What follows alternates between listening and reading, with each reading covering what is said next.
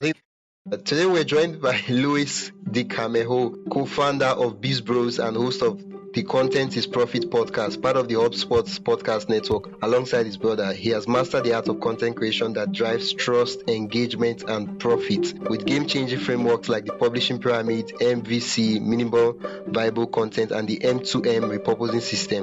Louis helps content creators and businesses turn their message into high-impact assets. Welcome, Louis. It's great to have you on the podcast. Yeah, Wisdom. Nice to be here, man. Thank you for having me. Before we go into the frameworks and the content, I'd love for my audience to have a glimpse of who they're listening to. The question I have is, you moved from soccer to content. What made you pivot from sports to content creation and entrepreneurship? Oh man, that's a really good question. So, soccer was always my life. The dream was to be a professional soccer player. I grew up in Venezuela, and when I was 15, I had the chance to go to Europe and play in Italy. I played in Spain, and then I had to go back home. I got an injury. Mentally, I wasn't really there, and the political situation in Venezuela was really rough. So I decided to email every single college and come here, and then I played soccer here in the US. That's the reason I went to school. But then after that, you kind of retire, and there's a little void, right? Almost like a lack of purpose in a way. Yeah. Really hard to try to find something new, and it took me a couple of years, and me and my brother started a company just because we wanted to be in control of our days, of what we did, and what we provide, the value that we provided. And one thing led to another, and content was the thing that we ended up landing on because we enjoyed doing it at the time, and we were helping some people. We saw that we had developed some skills, and then from there we continued to work on that space, and it's been now 8+ years, and the rest is history. So that's the very fast version on it. Never in my life I would have imagined that from soccer I would have ended up producing podcasts and working on content. Yeah, that's true. That's so true. I like the story. It's moving so fast from one action to another action, and no fluff. No Yeah. fluff. Yeah, I think you've been doing this for a long time. You've gotten better at telling the exciting part of the story. No, absolutely. I mean, we can dive deep in whatever part you want to.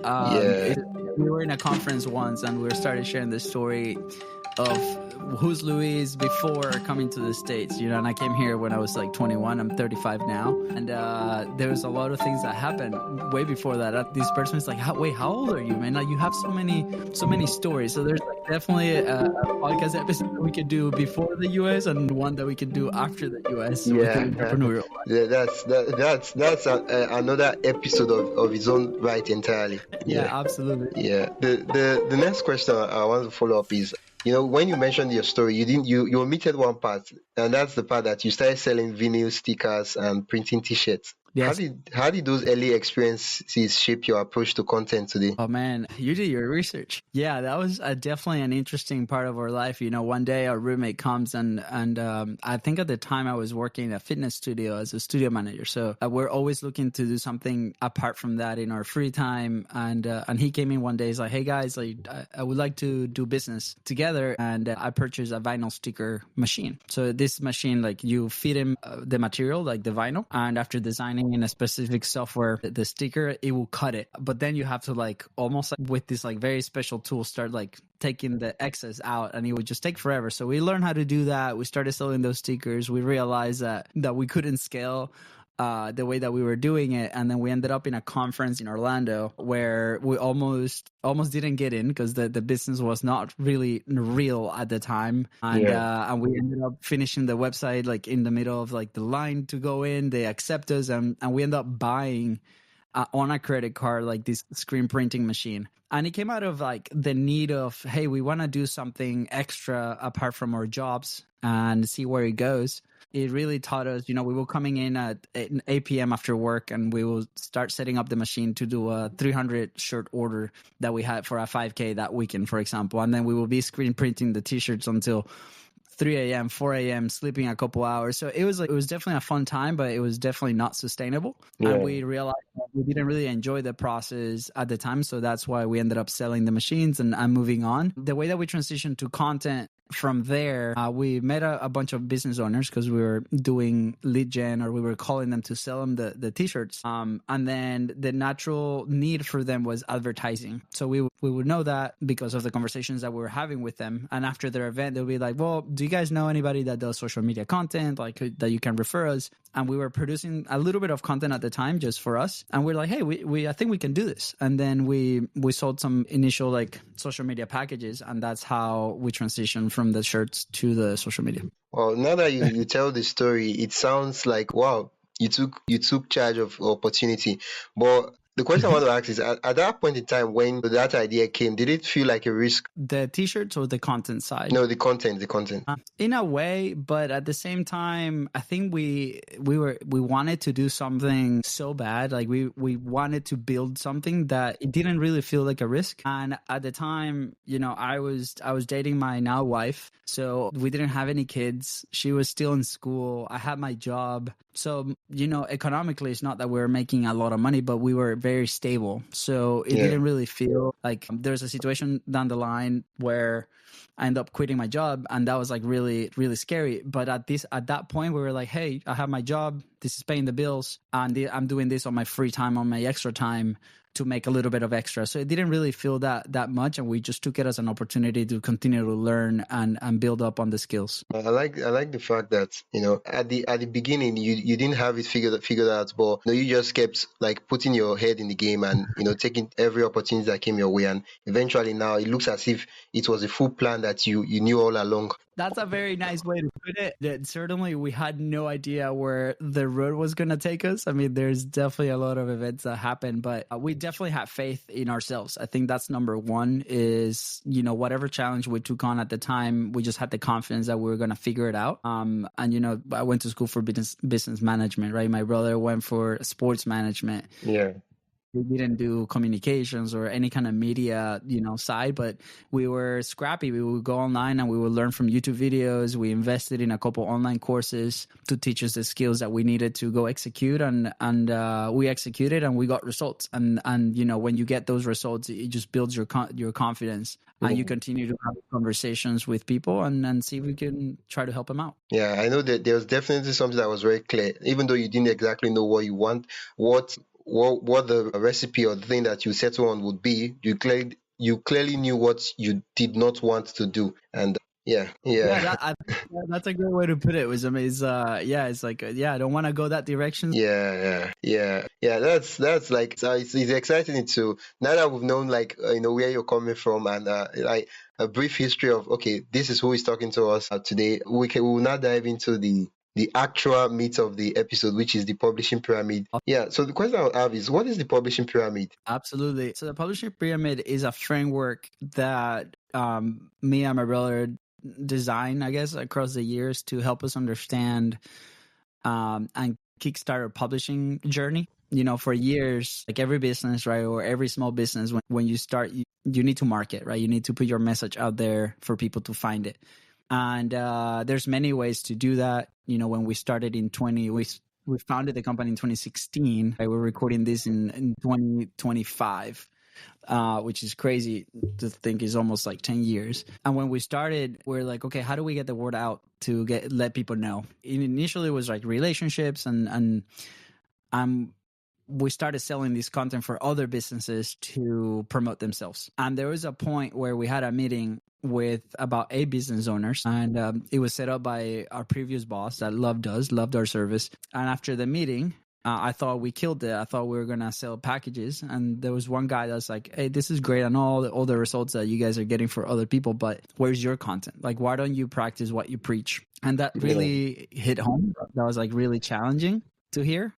And we're like, we need to figure these out. So we're like, in the past, we're trying to figure out like what to publish, how to publish, like how to stay consistent. And we were trying to model other people that were doing it. And we didn't really understand the dynamics or the resources that it would take to do that. And it was after publishing our podcast and being consistent with our podcast that we started putting the pieces together, and we figured out 4 steps that create that pyramid that are absolutely necessary for a business or a person to start publishing and stay consistent and continue to improve on that. So that's how it was born, through trial and error. And then in one interview that we had with an incredible entrepreneur, her name is Catherine Jones, she asked us, how do you guys, I think at the point, maybe we were 100 episodes in or something like that, where it's like, how have you guys been so consistent? And we basically drew the pyramid and we depicted those 4 steps. Happy to dive into the 4 steps, but that's how it was born.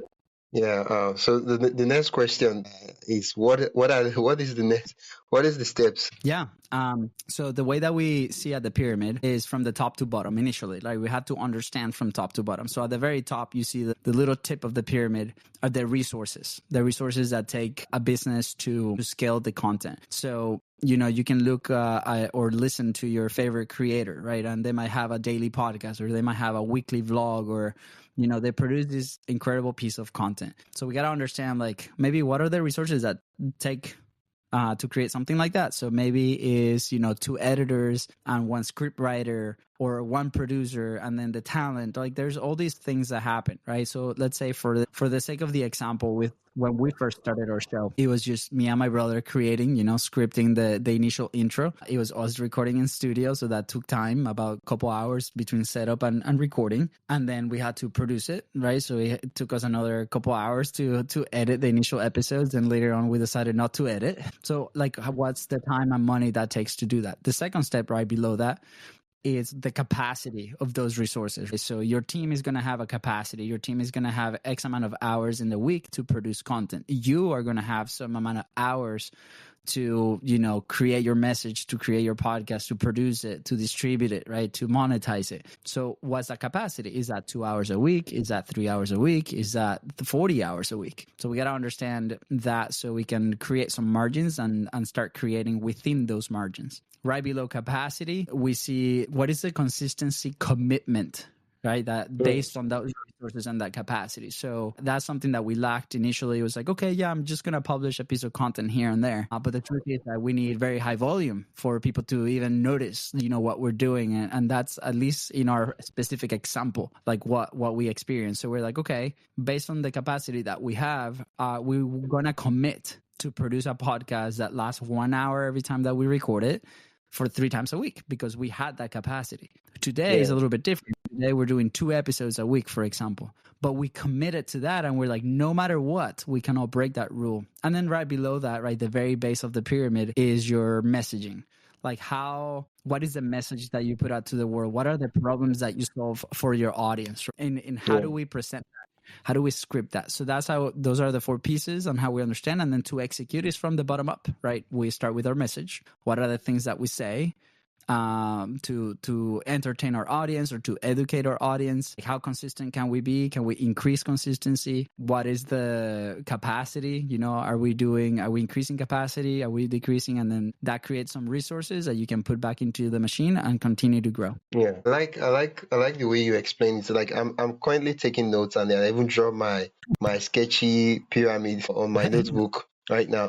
So the follow-up question I want to ask is, I like the idea, but how does this pyramid exactly, how does it help me to be consistent? Right? How does it help content creators to be consistent? Yeah, I mean, we can use, if you're okay with it, we can use you as an example, right? Like, you started this podcast. I'm okay with that. Yeah, absolutely. So, the first one is like the resources, right? Like, with this podcast that you're producing, like, let's understand, like, what are the resources that it takes? Probably some investment as far as maybe the software that you're using.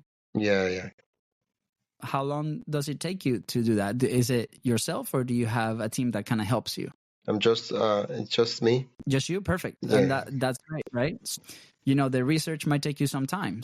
I think the number one thing that we encourage our people to do is a time study of, like, how are you spending your time in your week, not only on publishing, but in general, right? Like, you might have a job, you might have a business, and that takes time. So it turns out that maybe you only have 5 hours a week if you're a solopreneur to create your message, to record it, to edit it, right, to distribute it, right? So I'll ask you, like, how many hours maybe a week are you dedicating to your podcast? I think it's a lot of hours, because okay, let me look for a number. Okay, if we were to do 8, let's say 8 hours every day, 8 times 7, that's about 8 times 7. Oh, why can't I do maths? Okay, Oh, 7 no times worries. 7. I cannot do public math either, so no worries. 7 is 56 now, right? Yes. Yeah, so that's about 60 hours in a week for the podcast. Yeah. So, 60 hours in a week. Now we have a number, right? So now Yeah. we understand that. And that might be a lot for some people. That might not be a lot for some people. It's relative to what we do. So,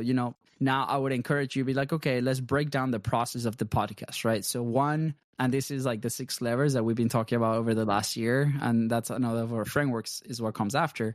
It's like out of those 56 hours, how many hours of those are we spending maybe on research for our guests? You are very well researched. You knew part of our story. So I'm sure you listened to our episodes and things like that. So how many times are you dedicating to that? Then how many times are you dedicating to creating? Like how many interviews are you doing a week, for example? Yeah. Okay, let me answer the question. I do 3 episodes a week. Okay. Yeah, then for the research, I've not really like time track the time, but I'd say it take a pretty substantial amount of time. Let's just say if I'm doing a 1 hour podcast, I spend about an hour for the research. Okay, for each guest. Okay, perfect. So you have 3 guests a week, right? So those are 3 hours of research, 3 hours of interviews, right? So now we're at 6 hours.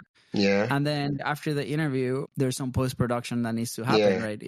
You download the audios, you edit the audios. So maybe a couple hours per episode, I'm assuming. Yeah. Now let's just say 2 hours for each episode. That's 2 hours for each episode. Yeah. And normally for like video editing, for example, like rule of thumb is like for every hour of recording, you must account for about 4 hours of post-production, right? Like that's rule of thumb normally what happens. There's different ways that you can optimize that time, but let's say for video so 2. So now we're at 6 hours. Now 2 times 3 is another 6 hours. Now we're at 12 hours. And then after that, you get your episode. Now it's distribution time, right? We have to write the caption, the description. We have to put it out in the platforms. So maybe it takes you 30 minutes to an hour, maybe per episode. Yeah, let's just say 1 hour per episode. You 1 have hour to. Per episode. Yeah. And so at that point now we're 12 times that's 15. 3. Yeah, that's 15 hours, right? Yeah. And then it comes, if you do promotion, there's some marketing, right? Like we have to let the people know that the episode is out. We gotta promote the episode. We gotta send an email, right? So let's say another 3 hours, for example, right? 1 hour per episode, 15, 16, 17, 18 hours. 20, that's it. Okay, 3 hours per episode. Okay, 1 hour per episode. Okay, 18.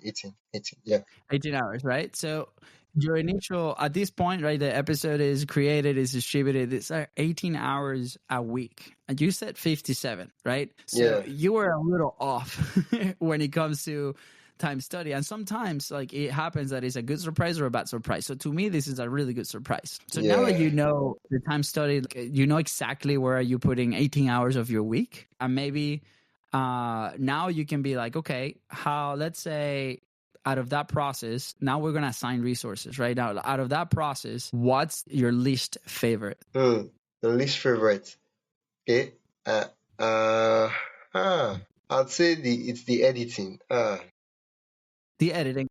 Okay. So there's a couple elements. So one, we gotta find out like, okay, why is the least favorite? Maybe we're being a little over controlling and we're taking a lot of the amps. So like maybe there's some technology that we find so we can reduce the editing time from 2 hours to maybe 1 hour, right, per episode. Now we're saving 3 hours a week. Or maybe you find a sponsor that's willing to invest in your show and you use part of that money to hire somebody that helps you edit the episodes, right? So if you say, hey, my time is worth, let's say $20 an hour, for example, right? Or $100 an hour, whatever it is, right? Let's say for the sake of the example, $20 an hour. Then you can go ahead and be like, okay, I'm investing $120 to edit 3 episodes myself. So if I can find somebody to do that half the price, probably worth it. So if you have that money coming in, now you delegate that part and now you have resources and you have more time to do something else and drive the business forward, for example. So that's how we started playing with these levers and you start taking yourself out of the process. I mean, that's why initially when we launched Content is Profit, for the first probably 400 episodes, they were recorded live and there was no post-production editing. We're like, we're going to do them live. We're going to do the sounds live. We're going to do everything live. Because we don't like to edit and we don't have money to hire an editor, right? All our editors were fully working on our customers and we just did it that way. and it worked for a long time. Yeah. And then we decided to hire a producer. So that's how you start like breaking down your own process, understanding the pyramid, and going through that. So now consistency, you said you're 3 times a week, Yeah. as long as you can keep that, awesome.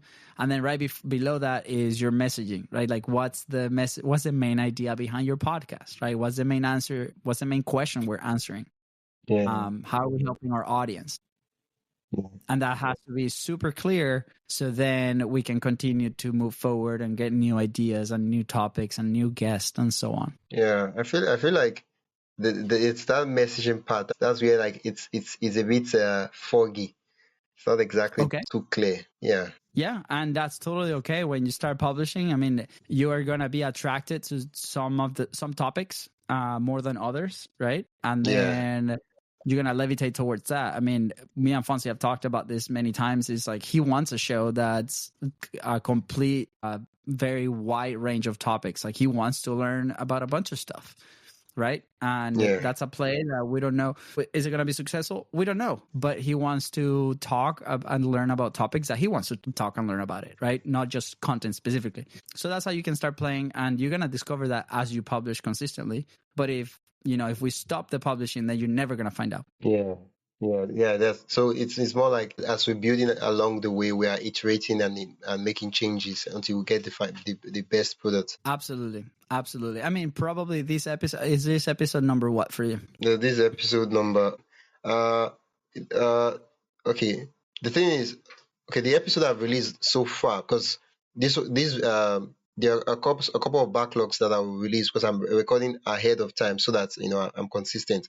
But the episode I've released so far, it's 12. 12, perfect. So you've done 12 episodes. By the way, you're in the top 7% of podcasters. Yes. 93% of podcasters quit before that. Congratulations. And that's incredible. And this episode probably is a little bit different than the first one that you ever recorded. Yeah, and the next definitely. One is a little bit different. And you're just gonna get better, right? You're gonna get more effective. You're gonna know what questions to ask. You're gonna be like, guys, you know what? I think I enjoy more creating something completely different than what we're doing right now. For example, that's our example with the football show. Like when we launched the football show or the soccer show for those in America, it's a completely passion project, right? Like, does it have a business model behind? No, we're going to figure it out. But we wanted to talk about soccer. So we launched something. We did about 8 episodes. We learned and we're like, you know what? We want to take this to a new level. We took a pause. We restructured the show and the new episodes are about to start coming out. So again, you learn as you continue to do it, and it's okay to evolve, right? Your content is going to change and evolve continuously. Yeah, I think that's one of the privilege of having a podcast is that it's your show. You own it. In a way, you can do whatever you want. Absolutely. It's a beautiful part. And you'll find out there's like, at least for us, this is the theory that we have. There's no secret formula. Like, people are going to resonate with your message. People are going to resonate with your stories, with the people that you bring in. And it's going to, take lives of its own. Yeah. So just to follow up on the publishing pyramid frameworks you discussed, you dive deep so much in the resources, and then you also talked about capacity. Still using myself as the scenario. For me, my capacity would be knowing my breaking points, right? Yeah, depending on like what the resources you're talking about. Let's say, in your specific example, right? Yeah. Because you're the one that has to execute. Always, we have this saying like smooth operator, right? Remove the friction. Like, what is the part of the process that's creating more friction for you personally? For us, initially was editing, because I personally don't like to edit. My brother loves to edit, but he loves to edit something that's like super high quality, cinematic type deal, right? If it's something that's repetitive, very simple, like the podcast, for example, he gets bored real easy. So for us, that was creating friction. And that means that's going to prevent us to move forward in the content. So once you identify in your process, like what creates friction, maybe it's the research of the guest, right? Like maybe we need to hire a virtual assistant for maybe a couple hours a week to do the research in our guests, for example, right? I'm just giving examples. But once you personally identify that friction point, that's when you start being, okay, how can I either remove that, or how can I optimize that process if you cannot hire anybody, or if you can hire somebody, do the homework to be like, okay, maybe this takes a couple hours a week, and can I spare maybe $10 a week for a virtual assistant that can help me, assist me on this, and it's gonna facilitate the whole process even further, right? It's gonna free your time. You're gonna enjoy the process a lot more, and that way. So keep it smooth, remove the friction. Yeah. The question I want to ask now is, earlier when you talked about how it's important to start building with what you have, and eventually you get to evolve and you get to refine and make everything perfect and better, right? The question I want to ask is, for most of us, we want to be consistent, but the question is, how do we balance quality versus quantity in content creation? That's a really good question. That's like what everybody is asking. I think it's like highly personal to each creator. Quality is something that's very subjective. To me, quality of the message over quality of the production is worth more 100% of the time. So if I have a quality conversation, if I'm solving problems, but the video might not look great, or they might not even be video, right? Audio only. Yeah. That is worth a lot more because I'm solving somebody's problem. Or if you're entertaining, if you're telling jokes and people are enjoying that type of content, production plays a little role. So now what's quality, right? Are we talking about quality of the message, or are we talking about production quality? So, that's highly personal, and you have to decide at what point you're going to be okay with releasing episodes, which, by the way, before we started this episode, you said, hey, this is the reason why I do audio. And that's totally okay. It might be a technical difficulty, and that's totally okay, but you're publishing. That's what's important. Yeah. And now if you really want video moving forward, then, okay, what are the limitations? Like maybe in the area that you live in, like maybe it's an equipment, maybe it's something else, and then you can work a little bit towards that. When we first started the Contents Profit Show, about 600 something episodes ago, we were recording with a cell phone, right? And we were recording directly to Skype, and that was it. And then, we built resources, and then we ended up getting a couple cameras and so on. But it was the first camera was a cell phone. And quality for us was the conversation that we had with these people that was candid, that was, raw, we were asking the questions that we wanted to ask to mentors of ours. We had, I think, episode 40, an incredible marketer. His name is Todd Brown. And I remember he was like, he's been in the industry for more than 40 years. He's coached people like Russell Branson from ClickFunnels and wealth of knowledge, right? A private session with him is in the thousands of dollars. And we were able to talk to him for an hour, and the conversation was great. And a lot of people enjoyed that episode. So is that quality? For a lot of people, yes. Was it recorded with the best equipment, and it might not be the best editing because it's live? Probably. But still quality. So I would say, okay, reframe what quality means to you. And then, if you are happy, if you're satisfied, if it's something that you will consume, publish it, and then continue to strive to get better. With the equipment that we have today, with the cameras and the lights and the computers and the things, like there's always a new thing that comes out that people are going to want. Yeah. So I'll say focus on the message, quality of the message over quality of the production. Yeah, very important. Like it takes us back to the message. Like when the message is clear, you don't understand, you can easily evaluate. If, for example, if I finish recording this episode and I'm editing and I look at the episode, I'm like, okay, why did I ever record this episode in the first place? Okay, it was to help content creators to do this. And I'm like, oh, but this episode, we were just talking about other stuff, and we were talking about football and other stuff. How does that really help these people? It helps you to like know stuff to cut, to ignore, to just say, no, that stuff is trash. Right? Yeah, absolutely. And I think like everybody, that's going to be a different measuring stick for anybody, right? It's very different if we have a financial company, right, that have certain rules and certain policies and they have certain standards for the things that they do because they have to be aligned with a brand and they have the resources to get to that point. That's great. Versus, a solopreneur that might be scrappy, that, is working with what he got. Maybe his standards compared to that company, if we measure with the same stick, if we look through the same glass, might be a lot lower than what that company considers like an acceptable piece of content. But for that person, it might be perfect. Yeah. So again, it's relative to where we stay in our journey. And I think like a lot of people try to maybe overcompensate or lie and be like, appear, higher status that they might be. And I think that might be hurting because people can see through that. I think when we first started with our network, we had these intros that we used to do live and record them live, and in almost every single one, we will skip a line or we will laugh or we will make a mistake, and people started laughing and the guests started laughing, and that was that was part of it, right? That was part of the process. And we're like, you know what? We're going to lean into that. That's what makes our show our show. Yeah. It became part of the brand, and people were kind of expecting us to like make a mistake. So that kind of drove engagement as well. So that was pretty funny. Yeah. So like I like the fact that you everyone has an unfair advantage, and you guys discovered yours and just leaned into it. 100%. 100%. We had a conversation with a person. His name is Bart Miller. He's been one of our mentors for a long time. The first interview that we had him on the show, he talked about different identities. And I remember the first social media package that we ever sold, we went to a Mexican restaurant, and Fonzie was dressed up with a suit, like a full-on suit with like tie, and we were, in our early 20s, and this guy probably thought like these are crazy kids, just starting out, and we were trying to like appear somebody that we do, because we never dress as suits. Like if you see our content, we're on a hoodie with a hat, right? Very, very different style. And maybe there's a point in our life that we changed maybe a wardrobe, but we decided, you know what, like becoming that person, like dressing up like that, or, talking a certain way, it creates friction for us to go execute, right? Maybe sometimes we don't want to do it because we don't feel ourselves, or we don't feel confident. What makes me feel confident? Like what are the elements? And this is not just for publishing, but for executing. Like, again, remove the friction so you can go execute. So for us, we're like, well, let's lean in fully in our personality. Let's lean in fully in our accents, in like the fact that we're going to make mistakes because this is a live show. We're just going to laugh about it. We're going to move forward. And guess what? The world didn't end. If anything, it got way better.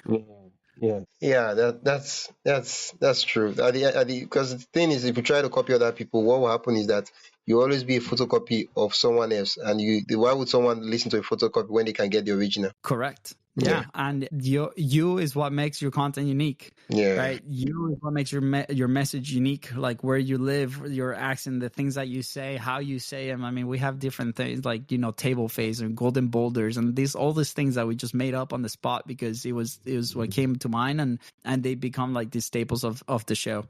Yeah. And it all came because we just, fully dove into ourselves and our personalities. Yeah. Thank you so much for that. There's something that I feel like we need to address, right? And that's like the question of, should we start with long form content first or blogs? But what should we start? Like, what's like the what we call it, the philosophy to decide on the platform to start with when creating content? It's a good question. I mean, my first question is like, what's your goal with your content? And it doesn't have to be, you don't have to share your goal if you don't want to, but in general, I'll encourage people to think like, what do you want to accomplish with content? So like with what you've heard online, or maybe like if you want to do your own. I'm okay with sharing. Okay, what I want to, okay, I don't know. I would explain. I'll answer the question as I understand it, and then maybe if I'm not answering it well, you might rephrase the question. But here's what I understand the question to mean. I'm trying to create content because there are a lot of persons out there who they have incredible stories to share with the world, but for some reason they feel like they're too young. Yes. My goal is to help experts, content people professionals and people who are just starting out to share their content despite not the doubts of feeling that they're not good enough, that they don't have much experience, or they're not qualified, or it's not just for them, right? So that's yes. More like my goal. Yeah, definitely. And I think, that goal might change. That goal might get very specific with the people that we work. A lot of the goals that they have, they're related to the business, right? They want to monetize their podcast or their show or their content in a way. I can share, like, when we first started creating content was with the intention to get customers. And in a path of, first, what are we selling? Do we have an offer? Do we have a product that kind of solves people's problems, right? And then from there, it's like, where are those people? Like, where are they hanging out? Like, where, like, digitally, like, what groups, what Facebook groups, what YouTube channels, like, where are they consuming content? Like, how can we get in front of that? And then for us, but also adds a layer of, let's say they read blogs for some reason, right? Most of the customers for a similar service maybe come from reading blogs, but I don't like to write it. Let's say I must do it. Well, how can we create that? And that's where the publishing pyramid comes in, because creating content is a continuous hypothesis, right? Like, you create a piece of content and I believe it's going to do X. And then you find out that does X plus Y. Right? And you're like, interesting. Now let's try a different approach. Now it does X plus X. And it's like, well, still not X. And then you can start adjusting different things. I'll start looking at that process and doing it. For us, when we decided to start a podcast was because it was the only type of content that we never tried before. And we found out really fast that we enjoyed the process of creating a podcast. Yeah. And it was in a solo podcast. I mean, the first 20 episodes were just me and Fonzie, documenting what we were doing at the time with the agency that we had. And very quickly, we're like, well, we're running out of things to say. So we must probably learn more or execute more, or maybe we can bring experts and talk with them. And that was the initial hypothesis. And the second person that we brought onto the show after the interview, the guy was like, well, what do you guys do for work? I'm curious because this was a very fun show and things. And we're like, well, we produce content in this way. And the person is like, I need somebody like you guys. And to this day, they're customers, right? They're our client. And we're like, interesting. So now the content became this bridge between us and the decision maker in the business. So we're like, perfect. Now our perfect guest is going to be somebody that creates content that we suspect that needs help in a specific aspect of the production that we were doing at the time, and that their story serves our audience. So if somebody checked those 3 boxes, then they became our guest, and we enjoy the process of creating content. So we're helping our audience in a way, but also is connecting us to a revenue source. So that person became a referral source, or we will show them demos and they became customers, or they knew what we did. And then they sent us an email, be like, hey guys, I know this guy that needs your process. And that's how we ended up monetizing our show, is through the people that came to the show. There was always an opportunity to connect with other people that needed our services.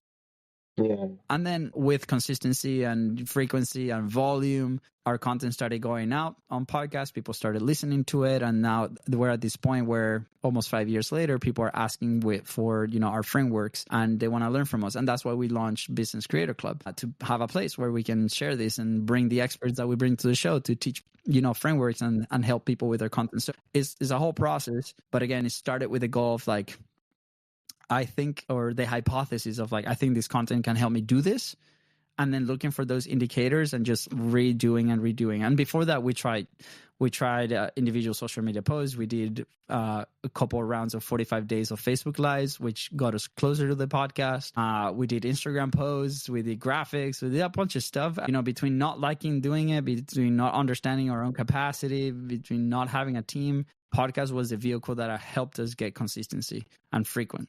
So frequency. So here's the framework that we released this a couple of days ago. If you as a creator can help your audience continuously solve a problem, and your guest is also your audience, because your guest is also listening to you and your message and your ideas. By removing the friction, that's going to create a lot of frequency in your content. Are you going to produce more content? And that more content is going to create more opportunities. So for us in our podcast, the more interviews that we did a week, the more guests we could connect with, and the more relationships we could build, so we can do asks for our business. That's how it translated. And hopefully that helps people kind of strategize. So maybe if you are, let's say, a vlogger, right? You enjoy creating vlogs on YouTube. Maybe the way to monetize that channel is through maybe sponsorships. So it's okay, how do first I become really good at vlogging if you enjoy doing it? So you got to be good at the craft. But then how do I connect with potential sponsors that could bring revenue for my creator business, for example, right? So maybe they use a podcast to connect with those sponsors. Maybe they do cold calling, right? Maybe they use their content, and if their content is really good and it has a big reach, right? Maybe the content itself attracts these sponsors, but we never know until we try it out and we start putting it out there. You talked about the publishing pyramid, and when you were explaining some of the concepts, you did make mention of about sponsorships and brands. But I would like to follow up on that as regards monetizing the publishing pyramid. So the question I have is, how can content creators use this system to attract clients, brand deals, and sales? Now, over the course of the conversations and the questions we were answering, you did talk about how you got guests, you got this, but it was sprinkled along other answers. So I'd love for you to just go deeper into this question. So your question is, how can we how can attract content creators more? use this publishing pyramid system to attract clients, brand deals, or sales? Okay. So number one, consistency is like the mother of all the metrics, right? Because if we're not consistent, then there's not going to be content that we can measure, and we won't know if it works or doesn't work because it doesn't exist, right? So step number one is create a baseline of content that you've created, so you understand kind of like where you stand, right? And that could be a blog, that could be a vlog, that could be a podcast, that could be a YouTube video, that could be an explainer video, that could be a tutorial, like whatever piece of content that you feel like you're good at creating, put it out there, and you're going to establish a baseline of downloads or people watching that content. So imagine like a big funnel. At the very top, you have these pieces of content that are working to attract on one way your dream audience, including if you collaborate that person, right? Because they're part of that process. And then from that, there's going to be, how do I get them to the next step? So it's establishing, okay, after my content, I want them to fill in the space. So for some businesses is I want them to click the link so I can get their email. So then from the email, I can communicate with them and I can send them emails so they can buy my program, for example, right? Or I want for them to watch my content and give me a call, right? That's a little bit of a tougher sale.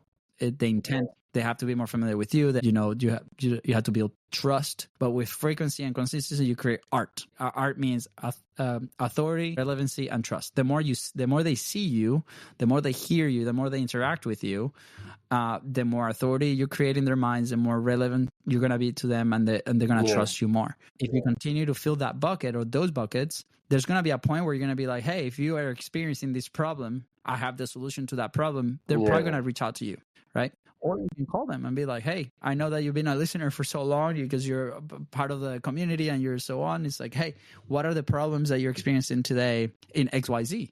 And then you can help them out. So this is, again, based on business. Sponsorships and company has the same problem. Like that company wants to put their message in front of your audience, right? If you have an audience. Sometimes you can also get a sponsorship with no audience because they believe in you and they believe that your content is quality and there's creative ways to get it in front of other people. Maybe you don't have a lot of downloads, but you have a very solid community of like-minded people that could use that product, for example. So when we came into the HubSpot Podcast Network, that was our case. We had a Facebook group with about 300 people, and they were very interested because those 300 people are ideal customers for them. And the show, they saw it, they experienced it, they were part of it. They were like 3 guest producers and the things that came on to the show, and they were like, wow, like we really believe in you guys. We like what you guys are doing, and that's why they invested in us. It wasn't because we had a huge amount of downloads at the time. It came later with levers and help and so on. But that's how it's like, what is a problem that our ideal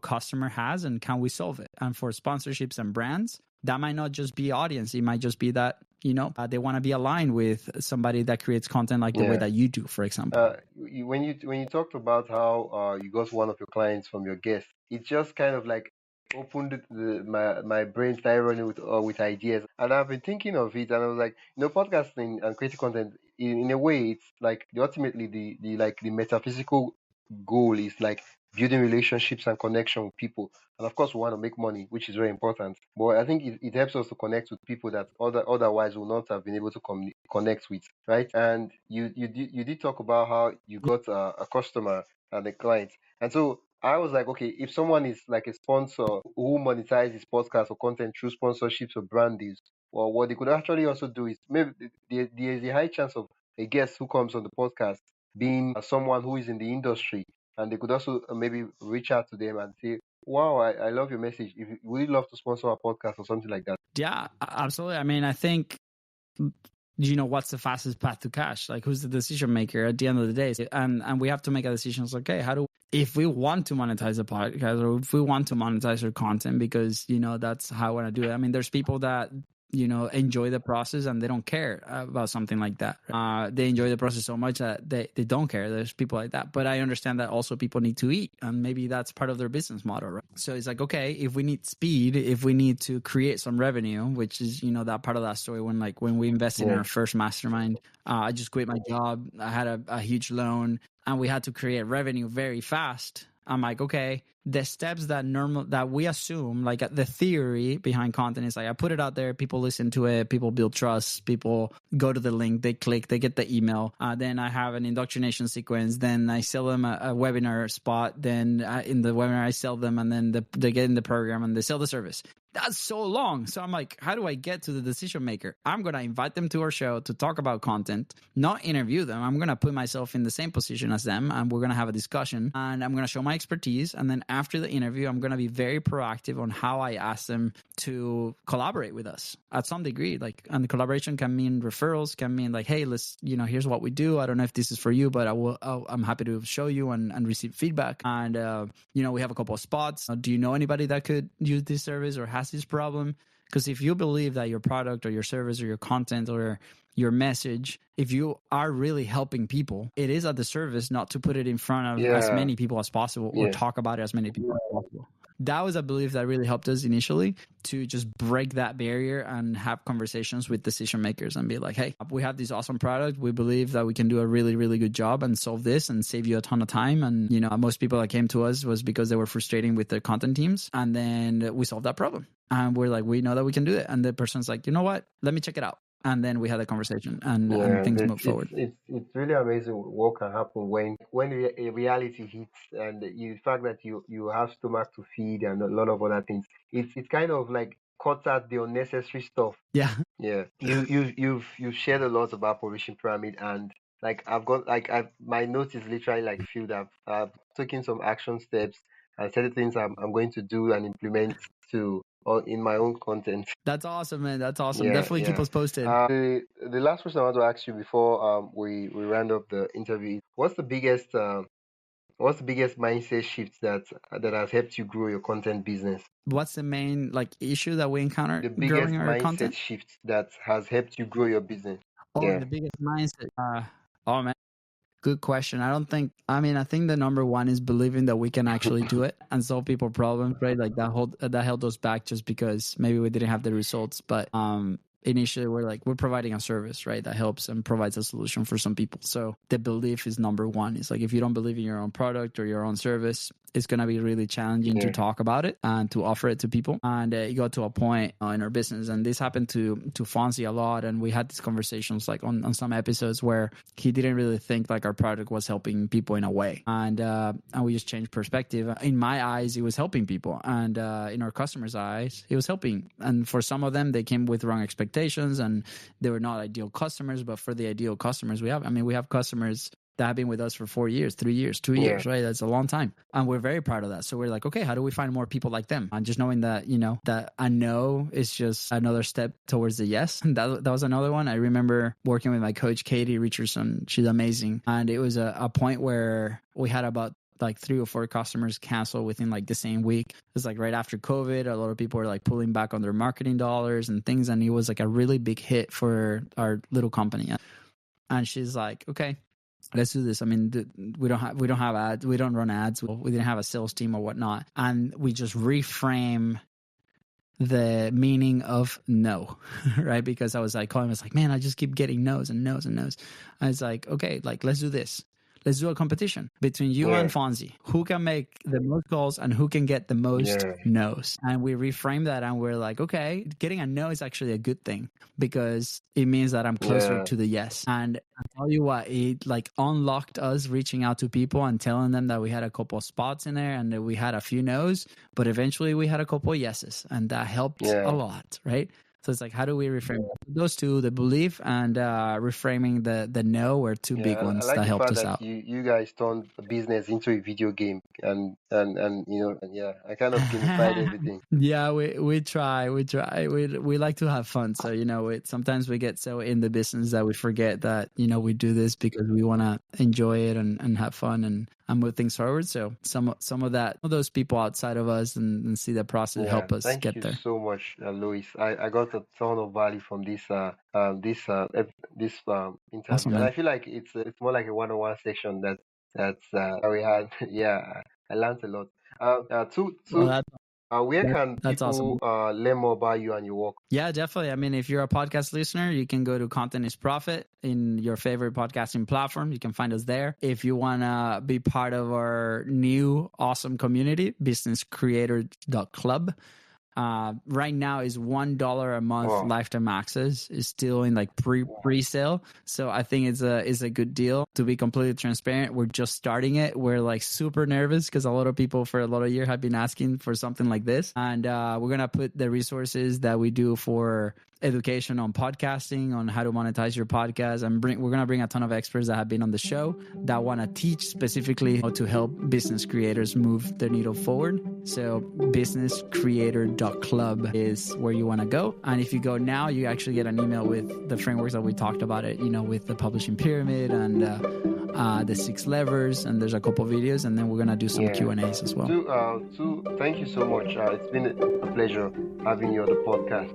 That's it for today's episode of Wisdom Journey. If you found this insightful, helpful, and you learned a lot from this episode, don't forget to subscribe and leave a review on your respective podcast listening platform. It really helps other persons discover the show. Yeah, keep creating, keep learning, and most importantly, keep sharing your journey. You never know who needs your wisdom today. See what I did there? Until next time, stay inspired and keep going.